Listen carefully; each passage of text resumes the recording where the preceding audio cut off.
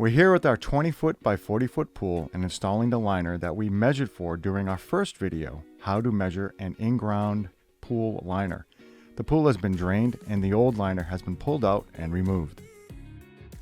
The foam on the pool bottom in the shallow end is easily pulled away and discarded.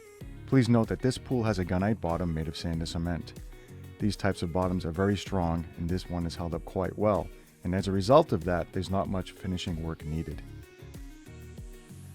Excess pool water in the deep end from where the liner was removed is pumped out, while debris is also vacuumed up. The main drain is cleared of all dirt and debris. The sidewalls of the pool also have new foam put in place that works as a protective barrier for the new liner.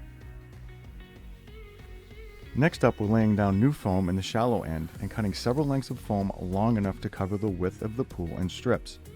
This is done so that bathers have a cushion on their feet when they walk in the low end of the pool.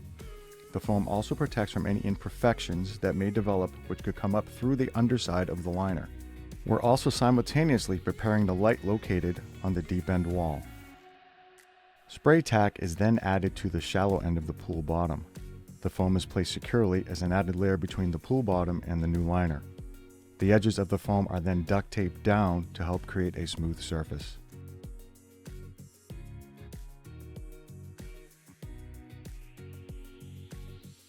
Because the pool bottom is made of gunite, there isn't much to repair, and only light patching is needed. DE powder is then used to coat the deep end bottom, filling in any imperfections. After prep is completed, we start to set the liner, which happens from the low end to the deep end.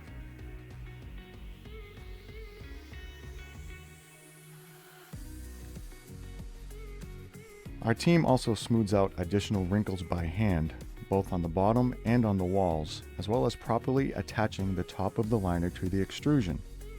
A vacuum is also set up that pulls the air out, helping to eliminate wrinkles and assist in holding the liner in place. The cutout for the pool stairs is also prepared. The gaskets and faceplate are reattached to the main drain.